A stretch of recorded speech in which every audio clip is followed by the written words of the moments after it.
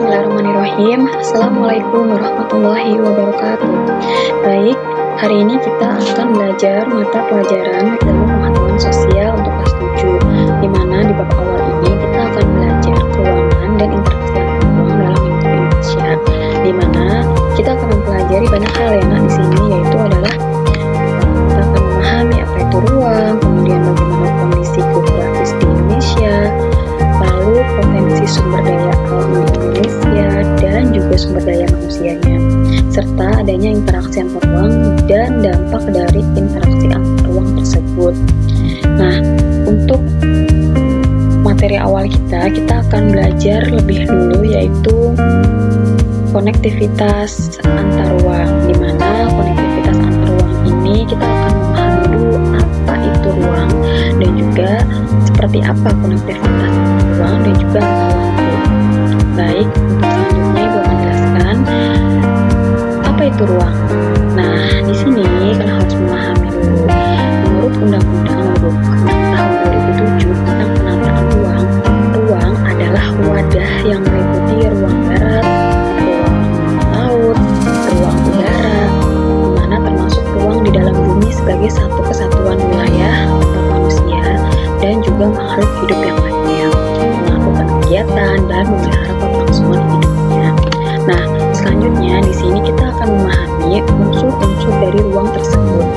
Apa aja sih? Nah, ini kita lihat ya. Kita dulu di sini namanya unsur alam, sosial, budaya, ekonomi, dan juga politik.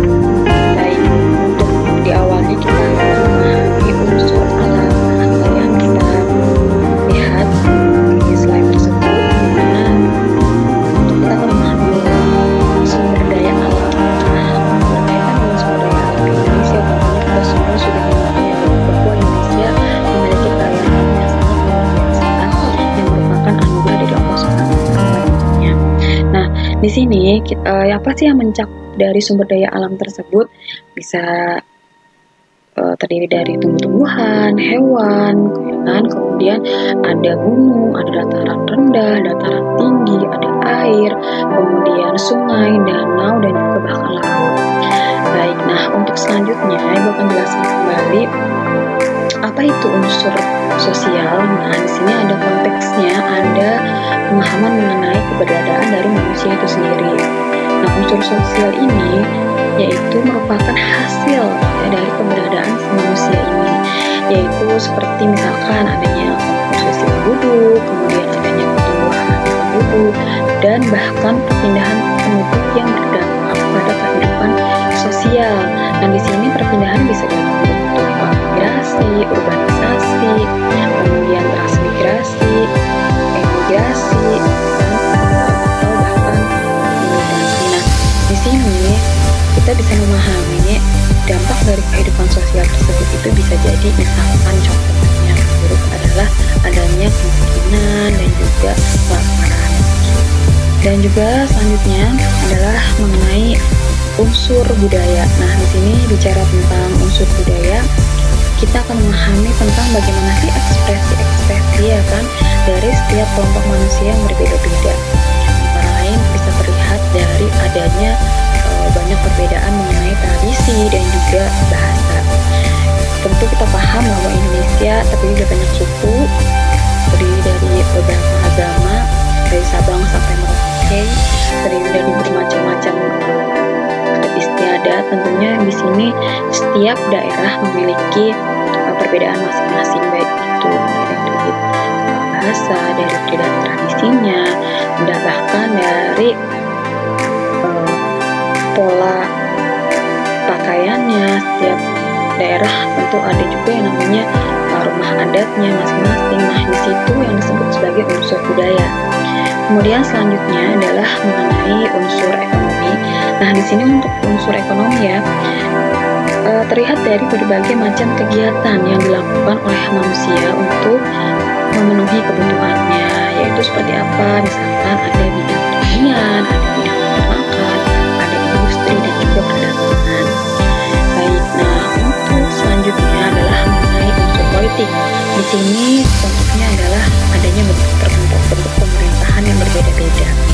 Bicara konteks bentuk pemerintahan tentu kita kaitannya adalah dengan berbagai negara. Misalkan contohnya, setiap negara ada yang sistem itu ada yang kerajaan, kemudian presiden, ada yang monarki dan lain sebagainya. Nah, di sini tentunya ruang memiliki banyak unsur. Setiap unsurnya ada pemahamannya masing-masing. Nah, untuk bentuk pemerintahan sendiri tadi itu bisa terjadi digabungkan dengan unsur-unsur yang lainnya.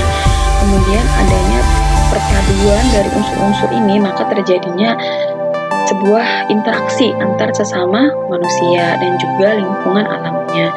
Nah, maka hal ini tentu dalam ilmu geografi, konsep ruang sendiri itu adalah berkaitan dengan, di sini kita lihat ya, ada yang namanya place atau tempat, kemudian location atau lokasi, dan juga distribusi ruang atau yang kita kenal lebih mudahnya adalah dengan sebaran distribusi. Nah, di sini sebaran ruang ya, baik untuk yang place atau tempat.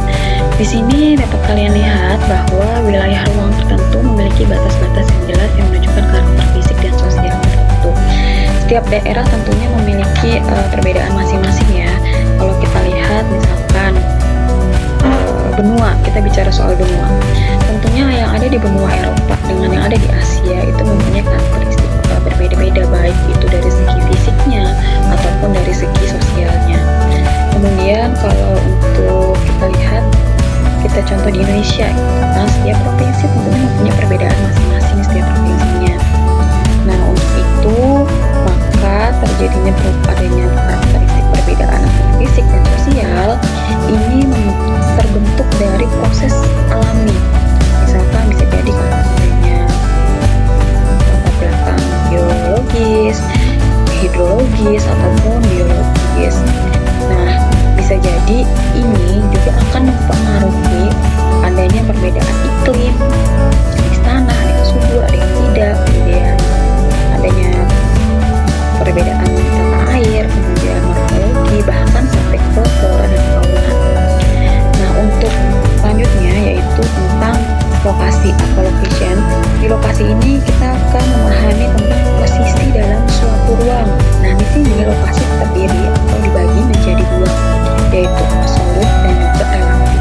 Di mana absolut ini lokasi ditetapkan berdasarkan posisi menurut koordinat garis lintang dan garis bujur. Nah, kita kan sering dengar nih kalau ada yang disebut dengan BT dan juga BT atau kalau ada bujur timur ya kan, kemudian ada garis lintang ya kan, utara itu, atau yang biasa kita kenal dengan letak astronomis.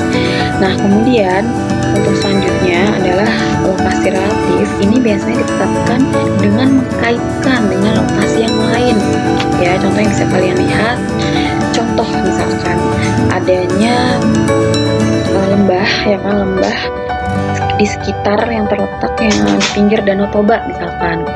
Ketika bisa kalian melihat contoh di beberapa ruang yang ada di internet, nanti sebagai referensi kalian bisa melihatkan apa sih yang disebut dengan ruang, kemudian konsepnya seperti apa. Kemudian selanjutnya di sini kita akan membahas mengenai distribusi ruang. Nah, distribusi ruang ini kita akan memahami yang disebut sebagai sebaran ruang. Nah, di sini disebut juga sebagai berulangnya suatu objek atau penampakan di suatu lokasi. Nah, apa sih yang dimaksud seperti itu? Misalkan curah hujan di suatu daerah tentu berbeda. Di daerah Bogor mempunyai curah hujan yang cukup tinggi, sementara di daerah Gunung Kidul mempunyai curah hujan yang cukup bahkan sangat rendah gitu.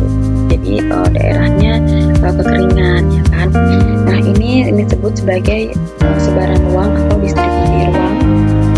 Nah, kemudian fenomena ini bisa menentukan tingkat bagaimana kita lihat Bogor dengan curah hujan yang tinggi, kemudian mengaliri DKI. Selanjutnya akan menjelaskan sedikit mengenai konektivitas antar ruang dan antar waktu. Apa sih dimaksud dengan konektivitas? Konektivitas itu artinya hubungan. Lalu apa hubungan dari antar ruang dan juga antar waktu? Di sini bukan sedikit saja menjelaskan, yaitu mengenai suatu peristiwa yang terjadi berhubungan dengan adanya ruang dan waktu, baik yang terjadi di masa lampau, masa sekarang, maupun di masa yang akan datang. Nah, kalian bisa lihat juga di sini ada contoh juga ya, contoh gambar tentang ruang. Nah, kalian bisa lihat ini di sini adalah ruang, yaitu kalian bisa lihat seperti ada ruang darat, kemudian ruang udara, dan bahkan ada ruang laut. Nah, dipahami bahwa setiap kejadian itu tentu ada kaitannya dengan waktu, baik yang terjadi di masa yang lalu atau masa lampau, masa sekarang, dan juga masa yang akan datang. Selanjutnya, di sini kalian bisa lihat, bisa pelajari dari sumber buku yang kalian pegang masing-masing sebagai referensi pembelajaran kalian di rumah. Kemudian kalian bisa menambahkan referensi dari sumber belajar Kemdikbud ya nak. Nah, selanjutnya sekian dari ibu untuk pelajaran hari ini, semoga bermanfaat.